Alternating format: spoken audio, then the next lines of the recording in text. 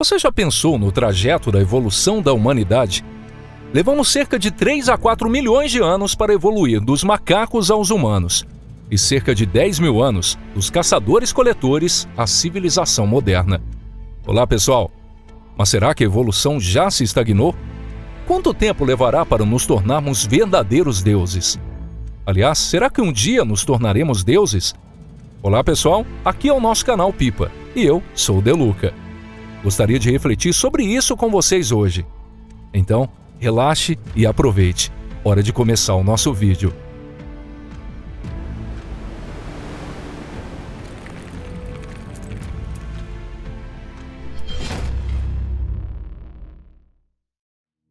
A paixão de Kardashev. Desde que surgiram os videntes e os profetas, tentar prever o futuro tem sido uma das atividades favoritas da humanidade. Atualmente, os futuristas se encarregaram de prever o caminho do progresso para todas as espécies de Homo sapiens. Para ser correto, seus cálculos muitas vezes estão errados. Por exemplo, é possível ver isso em obras antigas de ficção científica. A maioria dos autores não sabiam se já estaríamos dominando os avanços interestelares no século XX, mas tinham a convicção de que já teríamos colonizado Marte. Porém, como todos sabem, isso ainda não aconteceu. Por outro lado, em muitos campos tivemos progressos notáveis, superando até mesmo as ousadas previsões de futuristas e escritores de ficção científica.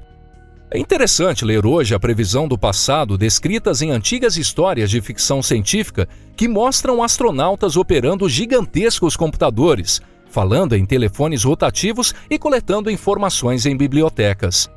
Com isso, em vez de criticar eventuais erros de previsão dos mestres dos gêneros literários, é mais interessante perceber o grande avanço da tecnologia da informação. Por outro lado, podemos ter uma conclusão negativa no sentido de que o desenvolvimento humano é, na verdade, completamente imprevisível. Mas será mesmo tão difícil tentar acertar o futuro? Bem, talvez seja possível. Primeiro precisamos abandonar as ilusões romantizadas e compreender que a sociedade geralmente escolhe o caminho de menor resistência. Obviamente, é mais fácil aprimorar a tecnologia baseada em cálculos do que tentar colonizar o sistema solar. Mas isso ainda só não ocorreu porque foi adiado, e não por ser algo impossível. Aliás, várias tecnologias estão inseparavelmente ligadas, e o progresso numa área certamente conduzirá ao progresso em outras áreas. Se Einstein não tivesse existido, não teríamos explorado o espaço ao redor da Terra. E sem a exploração, não existiria a televisão por satélite ou a conectividade móvel. Ou seja, é mais fácil prever o caminho futuro da civilização pensando sobre tendências gerais objetivamente existentes em vez de tecnologias específicas. Por exemplo, o consumo de energia. A métrica do consumo de energia continua a crescer, independentemente do que a civilização faça, seja enviando naves espaciais ou desenvolvendo a internet. A famosa escala de Kardashev se baseia exatamente nesse consumo de energia. De acordo com a sua versão original, uma civilização tipo 1 refere-se a uma civilização que consome tanta energia quanto seu planeta recebe da estrela. As civilizações do tipo 2 são aquelas que podem utilizar plenamente a energia das estrelas, e as civilizações do tipo 3 são aquelas que podem utilizar plenamente a energia de toda a galáxia. Esse método de classificação é muito rígido e comparado com o chamado leito de Procusto. Então, outro cientista chamado Carl Sagan fez uma pequena modificação nessa escala. Ele introduziu uma fórmula especial para calcular a classificação das civilizações com base na relação entre o consumo potencial de energia e o consumo real. No entanto, esse método também não é tão simples. Por exemplo, em 1970, produzimos 6 terawatts de energia. Quando aplicado ao indicador oficial, corresponde a 0,67. Em 2000, mais do que duplicou a sua produção para 13 terawatts. Isso corresponde a 0,71 na escala Kardashev. Em 2010, consumimos 16 terawatts, ou 0,16% da energia que a Terra obtém do Sol. E isso corresponde a 0,72, de acordo com a fórmula de Carl Sagan.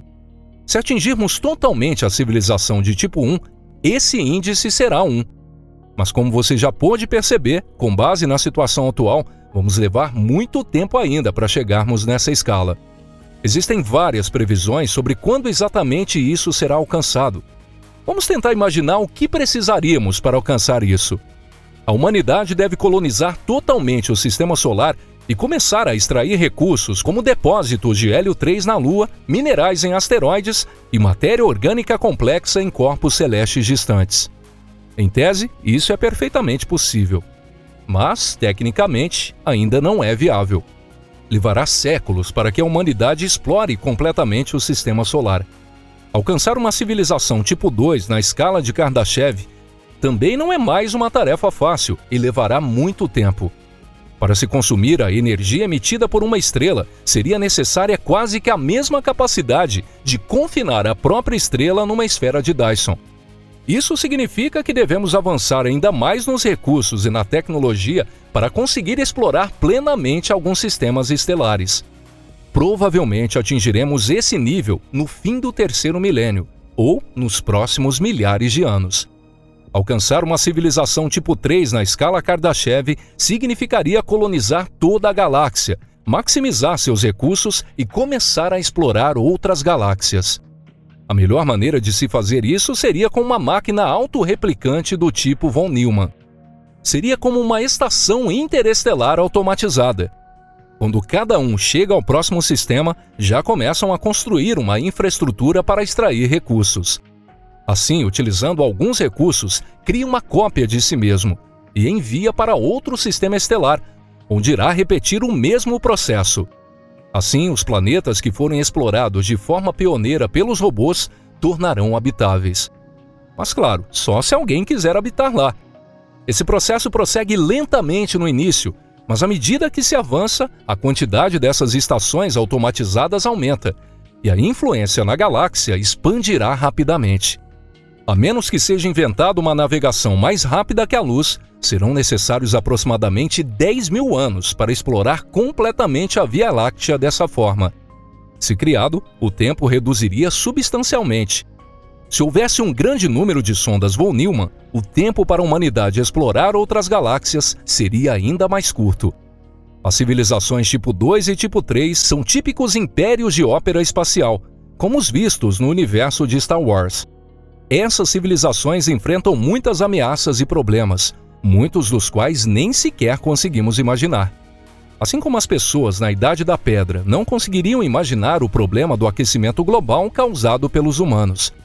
Mas de qualquer forma, pelo menos uma previsão aproximada é possível. Agora vem a história mais interessante e verdadeiramente desconhecida. Deificação da humanidade. Segundo Kardashev, há grandes chances de alcançarmos a civilização tipo 3.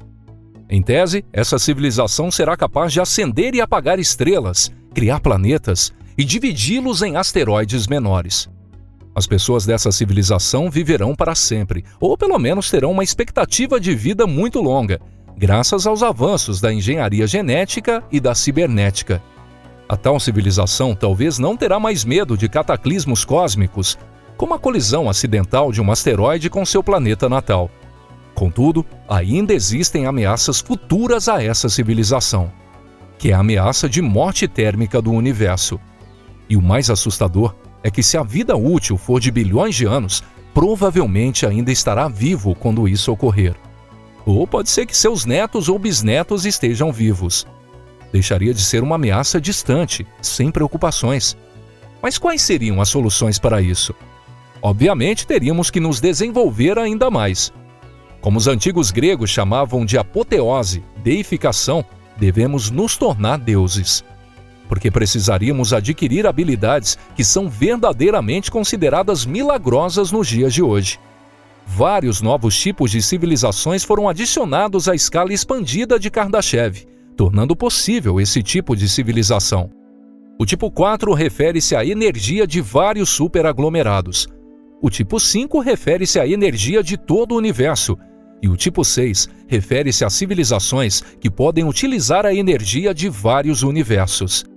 E, finalmente, existe a civilização semelhante a Deus, chamada de civilização tipo 7.